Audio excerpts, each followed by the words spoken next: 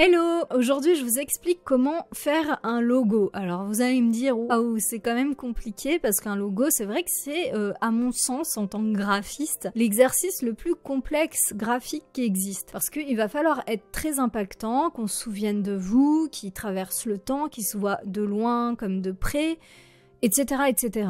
Mais si on a les petites bases, je vous assure que c'est pas si compliqué que ça. Donc, premièrement, il va falloir penser aux couleurs. Donc les couleurs, il va falloir en prendre 3 maximum, parce que sinon vous allez brouiller votre message, ce serait dommage de le brouiller.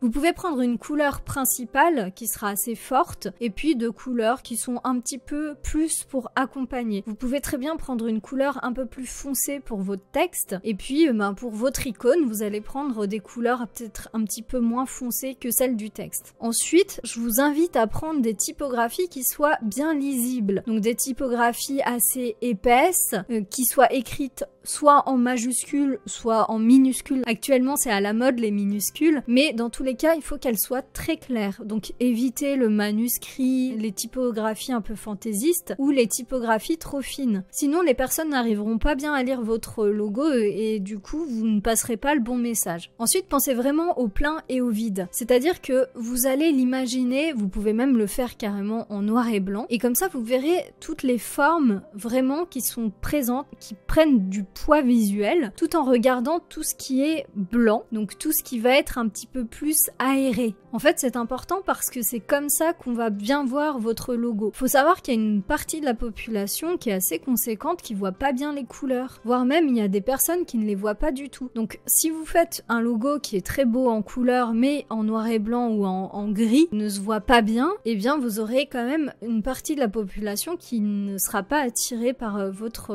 logo et qui ne s'en souviendra pas. Donc c'est pour ça que c'est très important de penser aux formes aussi. En plus des formes, des pleins, des vides, du poids visuel, va falloir aussi regarder les obliques. Est-ce que votre oblique ou les obliques que vont représenter cette forme vont être du haut vers le bas de gauche à droite ou du haut vers le bas de droite à gauche? Donc ce qu'il faut savoir, c'est que nous, dans notre société, on lit de gauche à droite. Donc si vous faites une oblique qui descend, le problème c'est qu'on va penser que c'est un petit peu lourd, pas dynamique. Inconsciemment, en fait, ça nous fait cet effet-là. Par contre, si vous faites une oblique qui monte, là, vous aurez quelque chose de dynamique, de positif, qui va vers l'avenir. Tout comme les personnages. Si vous utilisez des personnages, alors vraiment, faites-les regarder vers la droite, parce que sinon, ça va faire comme les obliques. Le souci, c'est que vous allez avoir cette impression que le personnage, s'il regarde vers la gauche, qu'il regarde vers le passé, qu'il est un peu triste. Ça casse toute la dynamique de votre logo. Donc faites attention à ça. Si vous utilisez des symboles, donc c'est-à-dire si par exemple votre marque s'appelle Puma et que vous utilisez un puma, vérifiez bien ce que ça veut dire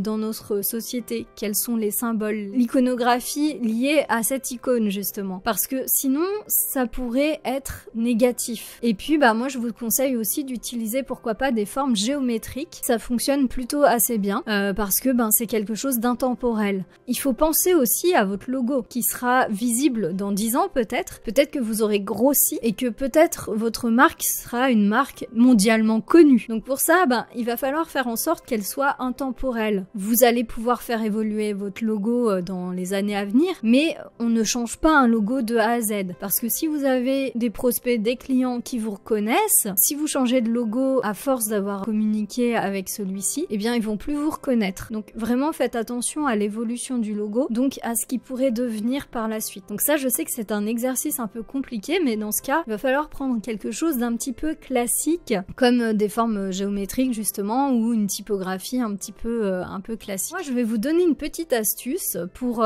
que ça corresponde à votre image, pour que ce soit vraiment du sur-mesure, c'est d'aller voir mon test. Donc j'ai créé un test qui va vous permettre, après d'avoir répondu à pas mal de questions, de savoir vers quoi vous dirigez. En fait, ce sera pas je vais pas vous dire il faut faire ce logo, point.